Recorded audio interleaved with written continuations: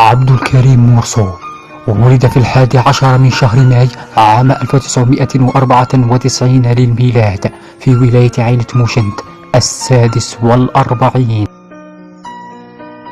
شارك في عدة جمعيات خيرية وثقافية أغلبها دون مقابل أو أجرة احتسابا لوجه الله. عندما سئل عن السبب قال في جملته الإنسانية: عمل الخير لا أجر له من غير أجر الله.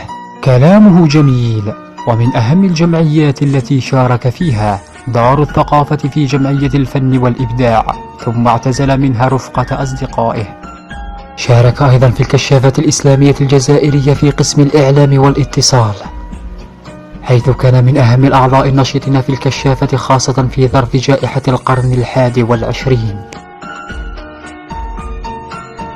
شارك في عدة مهرجانات واحتل خشبة المسرح في سن مبكرة، وبمساعدة صديقته هذه زهرة الإسلام أنشأوا مجموعة للتمثيل.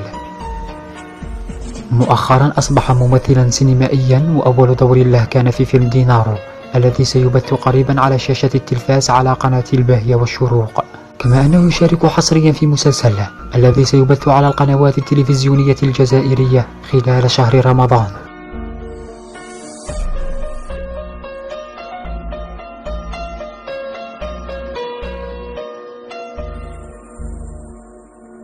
حصل عبد الكريم مرسو على الكثير من الأصدقاء خلال مشواره الفني، ومن أهم أصدقائه فاطمة سعيدان كاتبة سيناريو ومخرجة، هذه زهرة الإسلام مساعدة المخرج ومديرة التصوير، ميلود أبيد حمزة، زرهوني سيد أحمد، وصلاتنا وليد.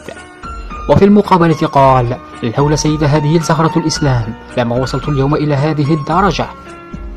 ومن أهم مميزات عبد الكريم مرسو عارض أزياء، مصور فوتوغراف محترف، كاتب سيناريوهات، مؤلف قصائد، أهمها قصيدة أحبك يا سمر.